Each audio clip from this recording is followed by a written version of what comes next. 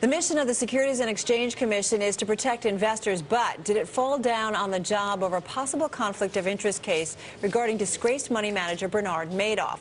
The chairman of the House Oversight and Government Reform Committee, Darrell Issa, thinks so, and he joins us from Capitol Hill. Mr. Chairman, great to have you here with us. So what happened, and why are you calling it a serious blow to the SEC's credibility?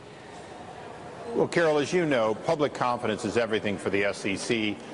Obviously, when they look into public companies and require them to have transparency, disclosure, and no conflicts of interest, particularly among their board, we take that for granted.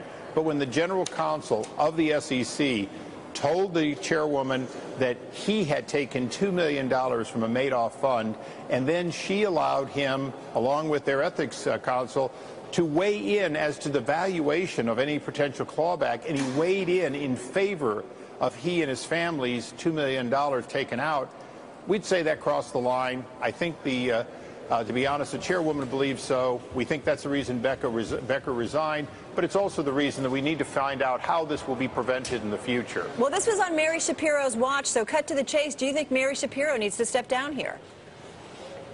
Well, I think today she had a bad day where she's trying to explain why she needed a 28% increase in budget, much of it because of increased regulation from Congress under Dodd-Frank. And at the same time, she didn't have a good explanation other than she had commissioned a study. She did have the IG looking at it. But candidly, this isn't over until we really understand why and how anyone could be allowed to influence the value of assets over which they had a direct interest. All right, but let me ask you again, because we're coming off of a couple years where so many questioned the ethics of our government officials, our regulators, folks on Wall Street. So do you think, when all is said and done, that Mary Schapiro needs to step down? Well, I think this is a serious breach by her.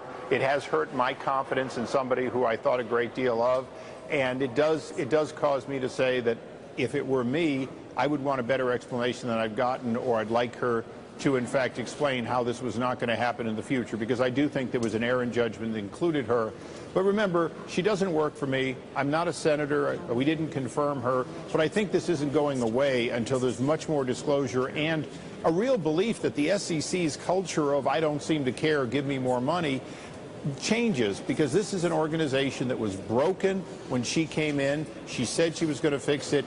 2 years in, she hasn't done so, and that concerns us. What do you think, Congressman, though, about that request for more funds? I mean, Carol and I talk to guys on Wall Street all the time and have for years now who say the SEC has no chance against white-collar criminals. They are underfunded, they are understaffed, and there's nothing they can do without the money or the people. Well, I appreciate that, Matt. I asked the chairwoman a very straightforward question. She gave me a partial answer, and she's going to give me the rest for the record. She said approximately 40% of her funding is going to go toward, if you will, the old work.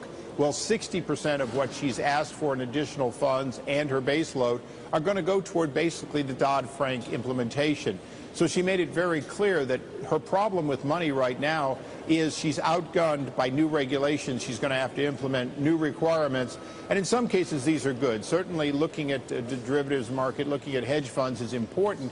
But also, it's important to ask, why don't we make sure she's properly funded for the work she wasn't successfully doing? And I asked a number of questions for the record that she's going to return, including the fact that Dodd-Frank had no data transparency, no interoperability. She has multiple agencies that don't even require the same level of information to be shared.